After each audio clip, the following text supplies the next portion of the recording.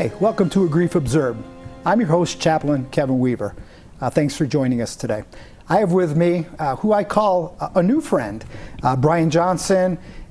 We met a couple of months ago, and he has a very unique story that I want him to share with you. And before we have Brian share a portion of that story, I'd like to also introduce Miss Beth Plumley. She's a nurse for Hospice Compassus, and you guys met one another in a very unique situation or circumstance. Your father was diagnosed with cancer, and he had just a short time to live. Yeah. So tell me about that, Brian. I just noticed like a couple months ago that he began to he started getting more tired, and I noticed he started sitting down more and stuff. And as months progressed, he started getting more and more sick, and eventually we admitted him into the hospital, and things just continued to decline, and it was like bad news after bad news. And eventually, they told us that he did have cancer, and that it was in its last stage, and that he only had, at that time they had said he had 6 months to live, but in all reality it was more a month and a half from that time that they had told us. So your dad was really quite a healthy man, and then he found out that he had cancer, and things moved along quite rapidly. And you guys found out, you got this prognosis that he had just a short time left to live, and you decided to, or how did you find out about hospice care? Well, they had offered us a hospice when we found out, and we had signed on with the hospice. And but we had to come off of it because my dad wanted to try and put a feeding tube in, okay, or a peg tube, and we went to try that, so we had to come off the hospice, and we had to go to the hospital, and that's when I had met you guys. Okay. And you guys had told us, that what you guys had offered and stuff, and so we decided that we wanted to go with Hospice Compassus with you guys, and okay, so the procedure that your dad wanted didn't work. Yeah. And so you guys really had to decide how we want him to spend the final days of his life, and you decided on comfort care. Yeah. So you decided to contact hospice, and in comes Beth Plumley. So you guys met. And Beth is, how do I say this without embarrassing her, but it's so true. Kind of like an angel of mercy to you guys? Yeah, no, she offered us a lot of aid in his last weeks of his life. There was times when I had worried and stuff, and I knew I needed a nurse right away just to get him checked out, or just to evaluate him and make sure he's okay. And I could always call Beth, and she was right there right away and stuff. So tell us, Beth, you've been working for, how long have you been with Hospice Compassus now? Almost 2 years. Almost 2 years. Next month. And so you've been a nurse for a while. Mm-hmm. How many years have you been a nurse? 5. 5 years. And so here you are with hospice for 2 years. And this is not your first assignment, perhaps not maybe even a unique assignment, but what were your first impressions of this family? Or what was your game plan coming in to this man who he was diagnosed just a short time ago with cancer, and now it doesn't look like things are good for him, and this disease progression is moving quite rapidly. What's your game plan? Well, I wanted the family to have the support they needed. And he was very upset when I first came in. He was very restless, very, very restless, had a lot to do. But his main thing was the Grand Canyon. Yeah. So that's where you helped a lot with. Oh, yeah. Yeah, well, he had kind of like a bucket list. This man grew up in Arizona, never went to the Grand Canyon. We're going to talk about that in a little while in the second segment. But I'm not letting you off the hook, Beth, because I know what you guys do every day. And I won't say that it's not recognized, but it kind of isn't recognized, because immediately you saw the distress. You saw the anxiety, the anguish that this man was carrying. And so here you are, you walk into this situation, and you have to quickly discern, is this physical? Is this emotional? Is this spiritual? What is my attack? So, how do you decide? Well, through talking with the patient, his dad, and him, it was a lot of medication changes. We had to figure out how to get him on track with his medication to keep him comfortable, and then the emotional support needed. So you quickly involved the family. So it becomes really a team involvement right from the get. So, you know, I like that about the hospice nurse's approach. I don't think that you go in with any kind of preconceived ideas that I'm here to save the day. Though you are an angel of mercy, and I noticed that you guys all seem to have an uncanny ability to do this. You pull this family together and help them make decisions ultimately for the benefit of the patient. So was she kind of a relief to you when she brought this almost instantaneous change? Yeah, definitely, because before I felt like, and I know I've had a lot of help through family and friends, but many times I felt like it was all my own, like I had to take care of it myself. Yeah. And so I felt I just started becoming really overwhelmed because I was having to handle all his financial things and his health, and it was such a relief to be able to call hospice, call Beth, and to have them, you know, report right away and help us out with any need that we needed. And so, I'm so thankful for that. I like what you just said, because you identified something that people kind of struggle with, that you don't have to do this by yourself. And I know Beth was instrumental. She's an RN case manager, and in that case management, it means pulling the family together and other team members. You talked about financial difficulties. The social worker got involved, and spiritual care, the chaplain got involved. And to assist Beth in the physical care, there was a certified nurse assistant that got involved. And so there's a whole group of people that get involved. And so you're kind of, Beth, you're kind of the cog that maneuvers that mechanism. Talk to me about case management real quick. Do you like doing that? Yeah. You're out there. You've got medical directors that you can call, but you're there. It's you. Yeah, got to make a lot of decisions, and the doctors and the office for the doctor staff and they're all they all listen to what I need when I call them. A lot of support. Yes. Yeah. So you don't. Yeah. And even with our office, the social workers, the chaplains, all of them. Without everybody. It's amazing in hospice care that, even the receptionist is such a vital link. When we call or you call, yes. You get that person that is willing to drop what they're doing to support you, which ultimately supports you so that you can know that you're not alone. And I guess if I'm really wanting to stress anything today in the journey, because your journey with hospice was really quite short.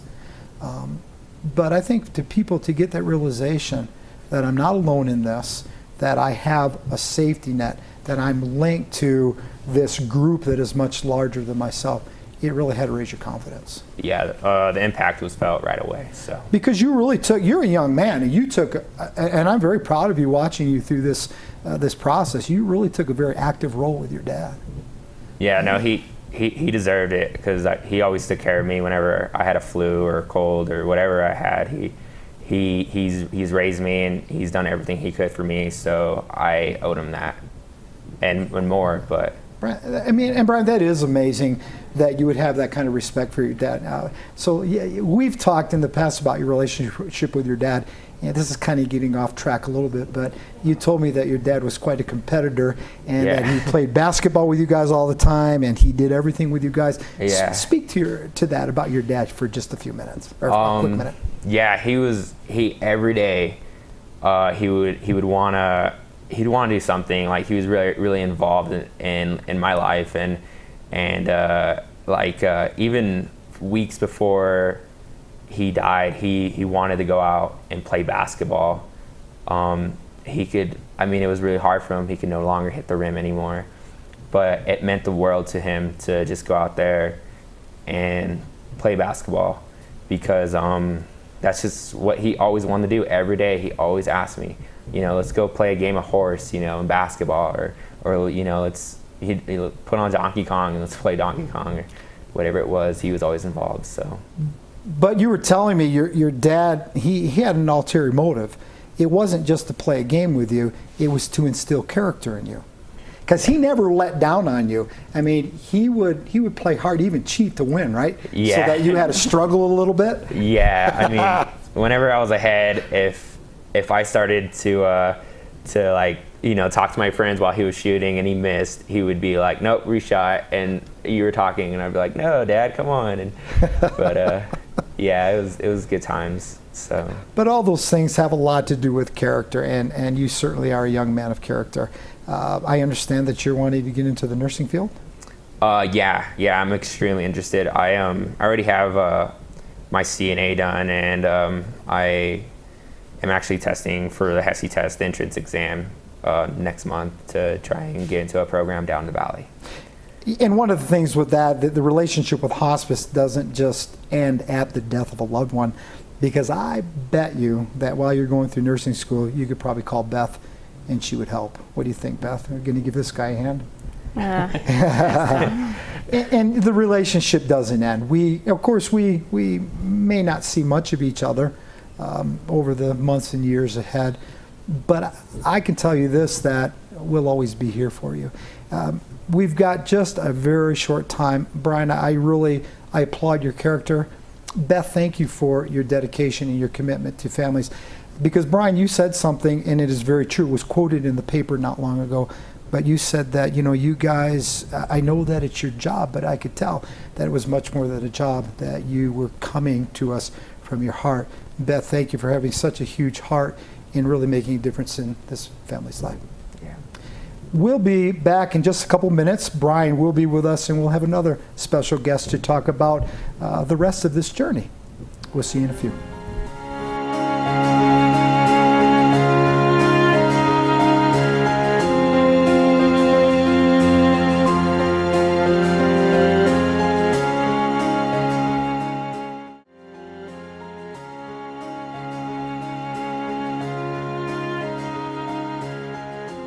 Welcome back. I have joining us today is Bob Moffett. Bob is the president of the White Mountain Hospice Foundation. Bob, real quick, what is the White Mountain Hospice Foundation? Well, our mission, Kevin, is to take care of people with end of life issues that they have funding issues that was not normally taken care of by insurances or for Medicare or all tax or access. So we do a lot of things that people have a need for, but they really can't afford it. So oftentimes we will step in as a White Mountain Hospice Foundation and meet those needs for people, which is Brian and his dad, and the things that they wanted to do with his bucket list, as far as getting to the great kid. So not just needs, but maybe wishes. Yes. And you mentioned the term bucket list. Brian, your dad, he had a bucket list. He grew up in Arizona, never made it to the Grand Canyon. Yeah. Yeah, that's something we worked on every year. We tried to get there, and just every year we never had the money or the time, or something would come up that we weren't able to get there. So we contacted the White Mountain Hospice Foundation because these guys up here really can make wishes come true. I know that in America there's a Make-A-Wish Foundation, but we knew that we didn't have time to go through a process. We understood that, as a matter of fact, we knew that your dad maybe had days, 2 weeks left to live, and we came up with the idea of flying him to the Grand Canyon. Right, and your suggestion after you contacted us that we would try to get an airplane. Yeah. And we did a lot of hustling to try to get that, to make that happen. It just we actually didn't happen. got it, but we got the airplane. It didn't happen because our case manager, she said, you know what, I don't know if he can make the trip. Yeah. So Elevation has an issue with that. Your dad had respiratory problems and Elevation. So we were able to contact, the local rental car, and Enterprise Rental Car stepped up to the plate also. Yeah. When we told them what we were doing, they gave us that rental van at a reduced rate, which was tremendous. Yeah, and thank you to you guys for doing that, because it helped a lot. And it really became a community effort. Once we got the approval from Mr. President, man, that thing happened in quickly, a couple of hours. And I know, Bob, you as president, you came down and you ramrodded that thing. Well, we have a board of directors. And what we have done, of course, today is using modern technology. We get on the internet, Yeah. and we email everybody and tell them, hey, this is what our needs are. This is what we need to do. And like Lucy Cohen, who is one of the founding members, he said, this is what we're all about. Yeah. This is what we need to be doing as a foundation, is helping people like Brian and his family and his dad to make those wishes come true. So- So we do that. So we got the word after we found out that he probably couldn't make the flight because we couldn't get that till Monday. That Friday, I think we gathered at Enterprise at about 8:30, and by noon, right? You guys were on the road. They were on their way. Yeah. So we don't have a lot of time, Brian, but tell us about that trip because it wasn't without difficulty. Yeah, well, I guess it all started first with, Beth telling us that your dad only looks like he has 48 hours left. And he looked at me and he said, well, I guess it's time we better get to the Grand Canyon and son. And I said, all right, Dad, I'll do anything I can to get you there. And so eventually, through the works of what your foundation has done for my family and everything, we actually had that opportunity to go. And but yeah, it was really hard. There was times, thankfully, I had somewhat of training, being a CNA and stuff. There was one time where we were going and we wanted to make it pretty quick, but we had gone to Flagstaff and he couldn't go any further. And I had to we had to pull the car over, get him onto a bed, any hotel we could find. I laid him down, put a nebulizer on him and his oxygen tube going to his nose, and got his O2 up and got him rested. And within an hour he wanted to go to the pool. But yeah, it took us.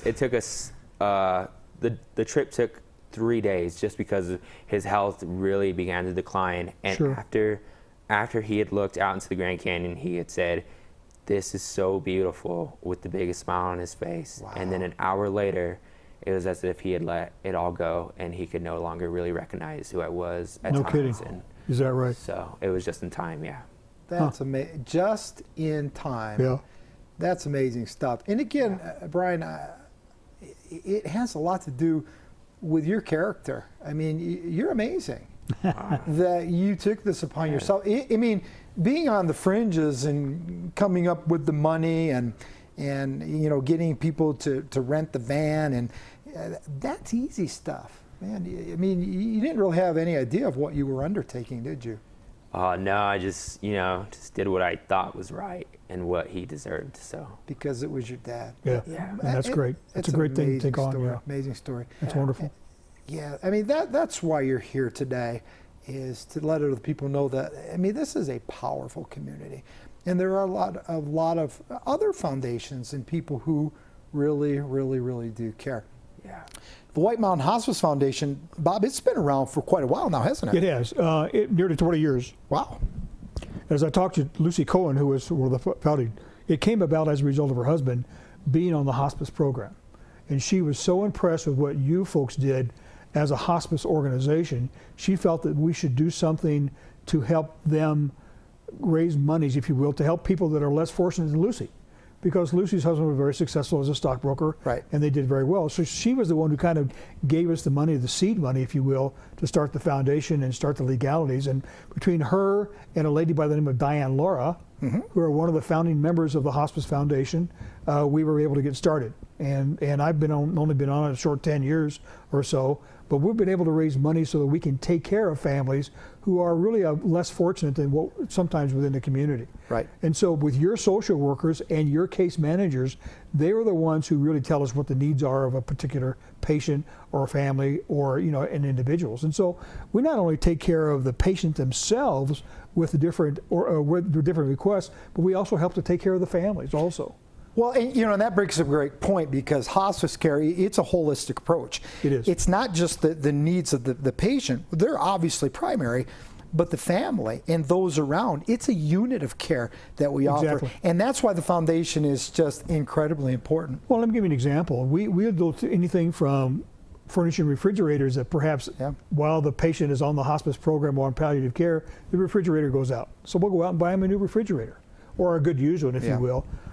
Wood. We'll go out and buy wood. We just had a request for 2 cords of wood just the other day at our board of directors meeting. So we went out and bought 2 cords of wood. We have a gentleman who has lots of good contacts in the community, so he knew where to go exactly to get the wood and get it delivered to the family and get it split and have it delivered to the family for wood this winter. So there's a lot of things that we do that people are unaware that we do, with the hospices in the program in the area. So it's a strong organization, and I'm really proud to be part of it. Yeah, no kidding. And the people who are involved in the Hospice Foundation, the White Mountain Hospice Foundation, really, they're incredible people. And you mentioned Lucy Cohen's name, and I think it's appropriate that we do mention them because these people are incredibly giving. As a matter of fact, the picture that we have behind us, that is a picture of Mr. Cohen. It was some type of an artist drawing that was made into a picture, and I think it's at A1 Lake. But this man, he loved the White Mountains. His family loves the White Mountains, and they want other people to benefit from the joys. Yeah, and it started out as a KVC invitational golf tournament, and it wasn't open to the public, and still isn't. It's actually friends of Kevin's and of Lucy's that have come together every year on Father's Day to put on this golf tournament. Wow. And it's just been a fantastic way to earn money. And as a result of that, we've had houses donated to us. We've had different organizations who've donated monies to us, like the Sholo Rodeo Committee and other organizations, Hanging for Hope, give us lots of money. Have donated to us, and so it's as a result of that. But more importantly, it's been families whose patients have been on the hospice program, and I call it more of the hospice movement, if you will. End of life care, when people that have been diagnosed, like your dad, for problems that he's had, and he needs that care. And we're there to help and supplement those needs. Yeah. And an interesting point, how community oriented this is every dime. It's here on this mountain. That's right. It doesn't go away. No. There's not an organization somewhere off the mountain back in Tennessee or somewhere per se. It's here. No, and it's an all volunteer board of directors. Nobody is on payroll. It's all volunteer, so we don't have an executive director, if you will. We all have responsibilities, and we take care of those responsibilities, and it all stays right here on the mountain. But I would dare say that the main priority of that foundation, just like any hospice care, is to circle around guys like yourself. It is. To give you that hope that we can make this happen. Yep. Yeah, that you're not alone. And Brian, again, I've said it a couple times, and I'm not trying to sound corny, but I think you're an amazing young guy, and I really wish you and your family the best. And I would hope that you'll stay in contact. We're still here for you. We're going to help you in any way that we can. We haven't gone away. Follow-up care is tantamount. Oh, it's essential. Brian, we have 2 minutes. Anything else you want to say in 2 minutes? I'm just thankful for your foundation and for everything you guys did for me and my family. I'm thankful for how you reached out to us. I'm thankful for people around the community that have reached out to us, from the Sholo football team to friends and family. Just as a whole community, I'm just so thankful, and so just thank you. No, it's an honor. Bob, I think we have nearly a minute. If people wanted to get involved with the White Mountain Hospice Foundation, make donations, how would they do that? Well, first of all, we have a website, okay, Kevin, and it's whitemountainhospicefoundation.org. And if you go on that website, or just type in White Mountain Hospice Foundation on the Google, it'll come up. Okay. And it has our address and our phone numbers, and you can get a hold of me through that website. And it's actually Post Office Box 1975. Okay. But when the website comes up, it'll give the telephone number that you can call us for if you want to get involved, if you want to serve on the board of directors, or make a donation, if you will. We'll be more than happy to answer any of your questions. Terrific. We've had an amazing time together, you guys. Honestly, I wish we had a little bit more time, because there's so many different avenues we could have gone down. But I think we accomplished what we needed to today. Again, Brian, you're an amazing young man. Bob, you right now leading that White Mountain Hospice Foundation. To all of you, board of directors, to those who have contributed to that foundation, to the Cohen family for getting involved and bringing this to the mountain. Thank you. Well, thanks for having us today, Kevin. You're very Appreciate welcome. You're very welcome. This has been A Grief Observed. I thank you for joining us. Brian and Bob, thank you for being here today. Folks, we'll see you again soon. Thanks.